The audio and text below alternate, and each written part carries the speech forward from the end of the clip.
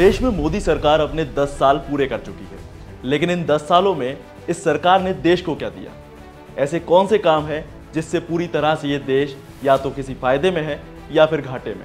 और अगर बात विपक्षी दलों के बारे में की जाए तो उनके मुताबिक कई ऐसे बदलाव किए गए जिनकी वजह से सिटीजन्स राइट्स में कई हद तक कटौती हुई है। लेकिन सरकार के पास कई ऐसे राइट्स हैं जिनके बारे में शायद आम जनता नहीं जानती। तो चलिए आज बात करते हैं उन्हीं अधिकारों के बारे में।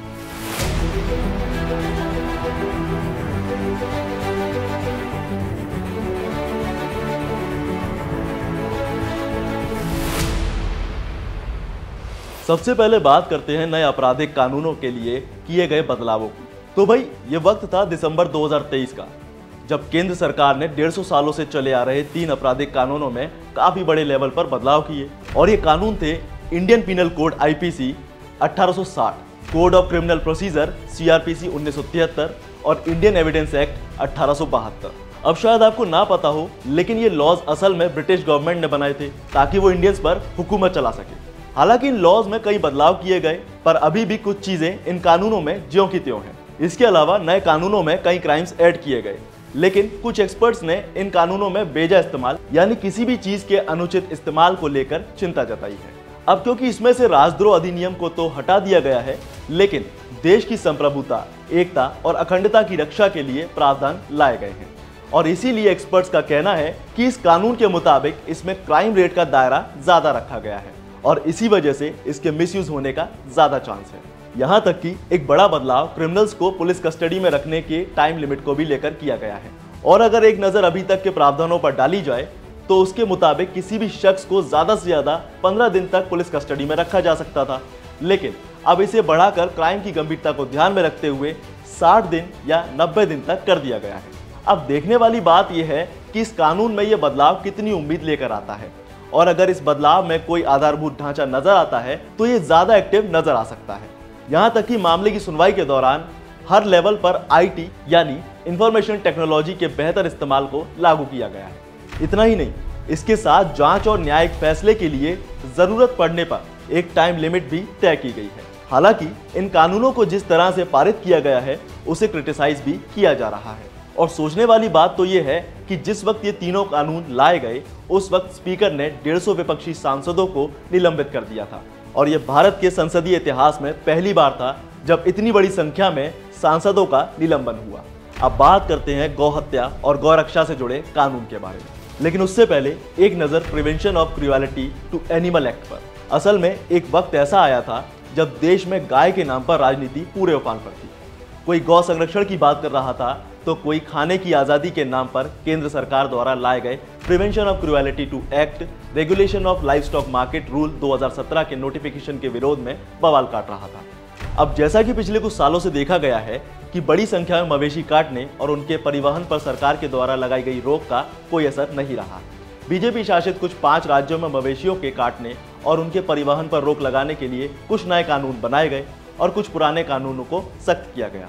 यही नहीं, कर्नाटक ने अपने 1964 एक्ट को बदलते हुए 2020 में गौ हत्या रोकथाम और मवेशी संरक्षण कानून को लागू किया। हालांकि ऐसा नहीं है कि इस पर प्रतिबंध नहीं था, पर नए कानून के मुताबिक राज्य सरकार ने 13 साल से कम उम्र के जानवरों को काटने पर रोक लगा दी थी। और अगर कोई ऐसा करता हुआ पाया गया तो उसके लिए 6 महीने की सजा को बढ़ाकर 7 साल कर दिया गया है। अब वैसे तो नए कानून के तहत जानवरों के मांस की खपत पर रोक लगाना है, पर यह भी साफ नहीं है।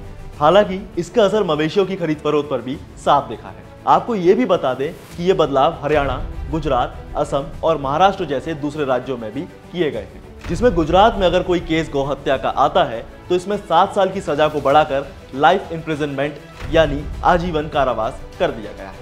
और इसी तरह यूपी में भी हलाल सर्टिफिकेट पर रोक लगा दी गई है। लेकिन अगर बात केरल, मेघालय और नागालैंड जैसे राज्यों की की जाए तो यहाँ अभी भी गौ मांस पर कोई रोक नहीं है। और अब बात करते हैं इंटरनेट और सोशल मीडिया पर रोक टोक पर बनाए गए कानून की। तो अगर आपको याद हो, 2021 में केंद्र सरकार एक लॉ लेकर आई। ये लॉ था इंटरमीडिएरी गाइडलाइंस और डिजिटल मीडिया एथिक्स कोड 2021। असल में इस कानून को सोशल मीडिया पर कुछ भी अमानवीय पोस्ट करने से रोकने के लिए लागू किया गया था। और स्पेशली ये न्यूज वेबसाइट्स और नेटफ्लिक्स जैसे OTT प्लेटफॉर्म्स और यूट्यूबर्स को कंट्रोल करने के तौर पर देखा जा रहा था। लेकिन लोगों की नजरों में ये कानून अनकॉन्स्टिट्यूशनल बताया गया। हाई कोर्ट में चुनौती दी गई, कई दिनों तक मामला कोर्ट में रहा और फिर नए नियमों के कुछ हिस्सों पर रोक लगा दी गई। अब इसको लेकर सरकार एक फैक्ट चेकिंग संस्था लेकर आ सकती है जो सोशल मीडिया पर कंटेंट की जांच करेगा, और अगर संस्था किसी खबर को गलत बताए तो वेबसाइट, गूगल, फेसबुक और इंटरनेट सर्विस प्रोवाइडर्स को उसे हटाना होगा, वो भी परमानेंट। अब जरा बात प्राइवेसी प्रोटेक्शन की कर लेते हैं। भाई इस मामले में पिछले एक दशक से बात हो रही थी, लेकिन 2023 में सरकार ने डेटा प्रोटेक्शन लॉ पारित कर दिया, पर लोगों को सरकार का ये कदम पसंद नहीं आया और इसे खूब क्रिटिसाइज किया गया। अब जैसे मान लीजिए कोई भी पर्सनल डेटा वैसे तो इस कानून के तहत आता है और उसे प्राइवेट रखना जरूरी है, लेकिन भारत सरकार की एजेंसियों पर यह कानून तब लागू नहीं होगा जब मामला देश की अखंडता और सार्वजनिक व्यवस्था को बनाए रखने का हो। अब आपको यह भी बता दें कि इस कानून के तहत सभी फैसले और उन्हें लागू करने की जिम्मेदारी केंद्र सरकार और उसके द्वारा गठित एक बोर्ड की है। इतना ही नहीं, क्रिमिनल प्रोसीजर आइडेंटिफिकेशन लॉ 2022 के मुताबिक किसी भी मामले में अगर कोई दोषी पाया जाता है तो पुलिस उससे किसी भी तरह का डेटा ले सकती है, जैसे बायोमेट्रिक डेटा और बायोलॉजिकल सैंपल। दरअसल सरकारी जांच में इस तरह का डेटा जरूरी होता है और लॉजिकली देखा जाए तो इस स्टेप या फिर कानून से सरकार को किसी शख्स की प्रोफाइल बनाने में मदद मिलती है। अब माहौल शादी ब्याह का चल ही रहा है तो इंटर रिलीजियस मैरिज लॉ के बारे में जानना बेहद जरूरी है। साल था 2017, बीजेपी शासित 7 राज्यों में एंटी रिलीजन कन्वर्जन लॉ सख्त किया गया और इंटर रिलीजन मैरिज के नए कानून पारित किए गए, और इन नए कानूनों ने इन शादियों को इम्पॉसिबल सा बना दिया। यहाँ तक कि इन शादियों के बाद होने वाले धर्म परिवर्तन भी मुश्किल हो गए। ये बदलाव हिंदू समर्थकों के उन आरोपों के आधार पर किया गया है जिसके मुताबिक मुस्लिम पुरुष हिंदू महिला को शादी का झांसा देकर उनका धर्मांतरण कराते हैं। लेकिन अब सख्ती बढ़ गई है। कानून के तहत अब ऐसे जोड़ों की शादी से पहले जिला मजिस्ट्रेट से परमिशन लेनी होगी और इसके लिए जारी होगा एक नोटिस, और अगर किसी को इशू होगा तो वो बता सकता है, बिल्कुल बेझिझक। हालांकि ये बदलाव भी पसंद नहीं आया और इसीलिए इसे भी सुप्रीम कोर्ट तक खींच लिया गया। तो ये थे वो कानून जिन्हें मोदी सरकार के कार्यकाल में बदला गया। आपकी नज़र में ये कितने सही हैं, हमें कमेंट में बताना ना भूलें, और अगर वीडियो पसंद आया तो इसे लाइक शेयर जरूर करें। साथ ही ऐसी इन्फॉर्मेशन के लिए सब्सक्राइब करें वन इंडिया हिंदी।